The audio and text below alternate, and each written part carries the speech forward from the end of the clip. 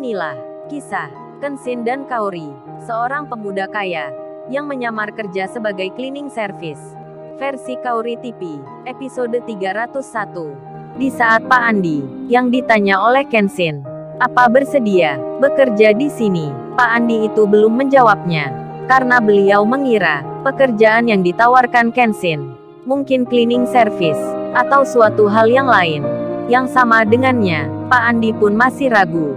Hal itu bisa dimengerti, apalagi sebelumnya beliau punya perusahaan, menjadi pimpinan pula. Masa sekarang kerja cleaning service? Di tengah keraguannya itu, tiba-tiba datanglah seseorang yang bernama Pak Herman mendekati Kenshin. Kemudian beliau menyapa, "Selamat siang Tuan Muda, ada yang bisa saya bantu?"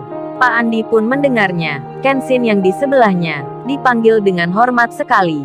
Lantaran hal itu, Kenshin segera menepuk bahunya Pak Herman, sembari ia bilang, "Bapak ini bisa bercanda aja. Masa panggil saya selalu Tuan Muda?" Padahal Pak Herman sendiri dipanggil bos properti, juga nggak bersedia dapat tanda seperti itu. Pak Herman pun mengerti, ada yang ingin dirahasiakan oleh Tuan Muda Kenshin. Beliau pun mengikuti, kemudian menjawab, "Ya gimana Mas Kenshin? Daripada suntuk kerja, kita bercanda saja." Kenshin pun lalu bilang ke Pak Andi, "Kita memang seperti ini Pak, suka saling bicara." Pak Andi yang hampir saja terkejut dan ingin bertanya, jadi tersenyum. Kemudian Kenshin bicara ke Pak Herman, "Oh ini Pak, kenalin, beliau ini namanya Pak Andi. Mungkin ke depan beliau yang akan pegang perusahaan, menggantikan Pak Tirta menjadi pimpinan di sini."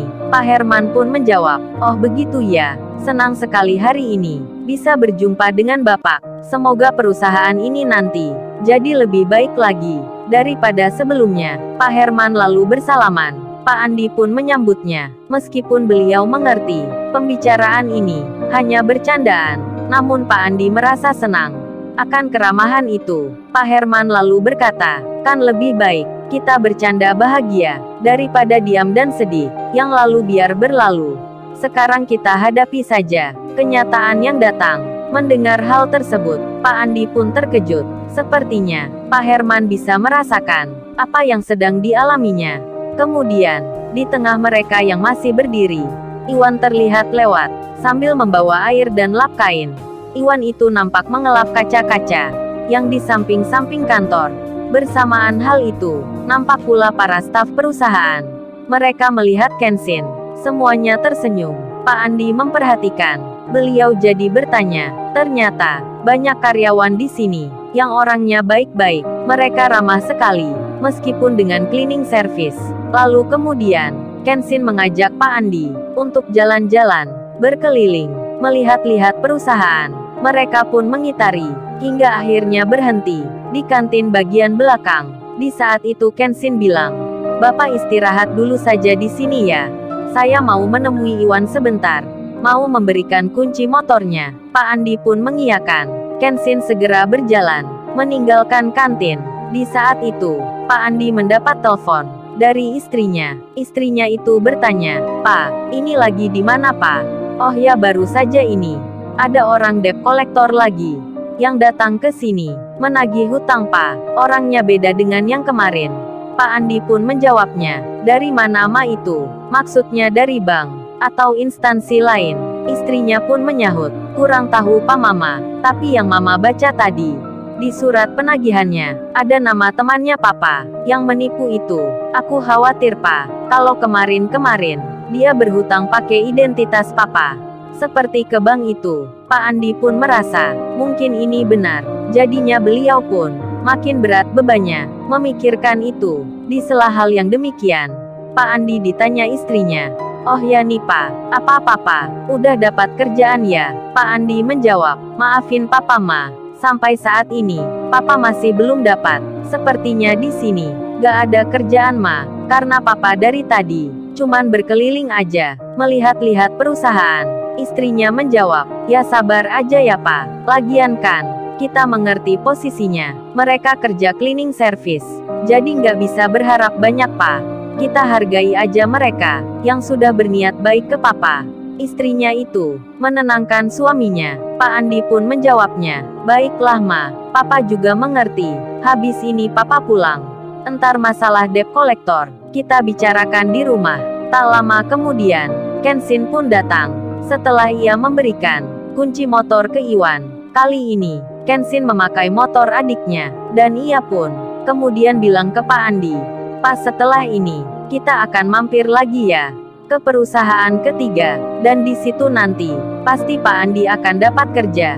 Kenshin berencana akan mengajak Pak Andi ke perusahaan ayahnya, karena tadi sebelum berangkat, ayahnya berpesan seperti itu. Namun Pak Andi yang belum mengetahui akan rencana Kenshin. Beliau pun menolaknya. Dengan halus Pak Andi berkata, "Oh ini Mas, lebih baik saya langsung pulang saja ya. Malah jadi nggak enak merepotin Masnya. Lagian baru saja ini ditelepon mamanya Putri. Katanya ada debt kolektor yang menagih. Takutnya nanti debt kolektor itu datang lagi. Mamanya Putri entar jadi khawatir." Pak Andi bicara seperti itu agar Kenshin bisa mengerti. Mendengar hal yang demikian, Kenshin pun bilang, "Oh itu Pak untuk masalah debt kolektor. Pak Andi entar jangan khawatir. Besok itu akan ditangani. Yang penting Pak Andi sekarang ikut saya. Karena nanti ini akan ada pekerjaan." Pak Andi pun menjawabnya, "Terima kasih banyak Mas.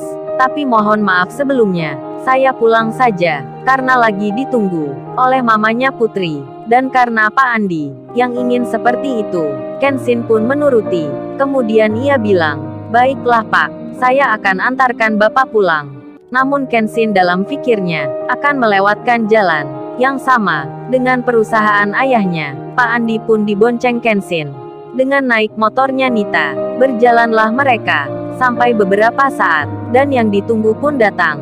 Kenshin tiba-tiba menghentikan laju motornya. Tepat di saat itu, di bawah gedung tinggi, Pak Andi pun melihatnya. Dalam hatinya berkata, "Loh bukankah ini perusahaan milik seseorang yang rumornya orang terkaya?"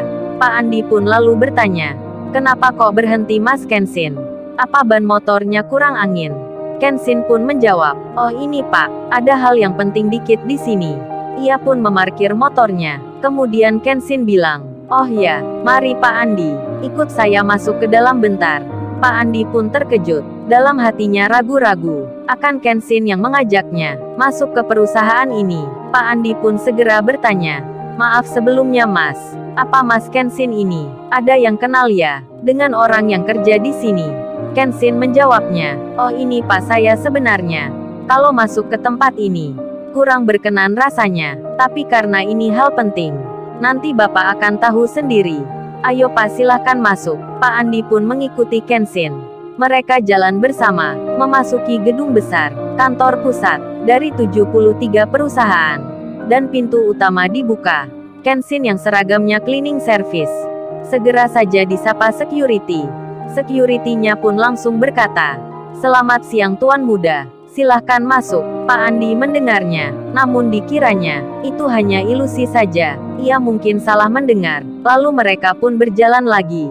Dan saat masuk pintu kedua, tempat para staf kantor yang banyak bekerja, nampaklah di situ orang-orang yang berdasi, rapi seragamnya. Sepertinya mereka adalah orang-orang yang penting. Ketika melihat Kenshin datang, yang tiba-tiba lewat kantornya, mereka pun langsung menyapa. Dengan sedikit merundukkan badannya, para staf kantor itu bersama-sama bicara ke Kenshin. "Selamat datang Tuan Muda, selamat tiba di tempat ini. Kami senang melihat Anda." Semua pun tersenyum. Pak Andi pun jadi terkaget seketika. Beliau terkejut sekali. Benaknya bertanya, "Ada apa ini?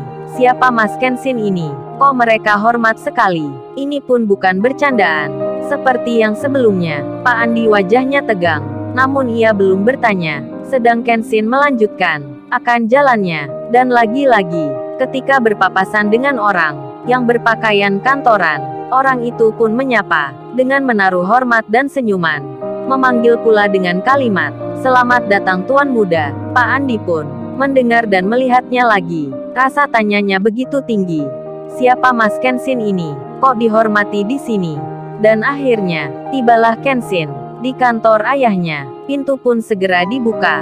Kenshin lalu bicara, "Mari Pak silahkan masuk." Pak Andi itu berjalan Dan segera saja, dilihatnya seseorang, yang di waktu sebelum-sebelumnya, pernah diketahui, yang di depannya ini, adalah seorang pengusaha besar, yang punya banyak perusahaan.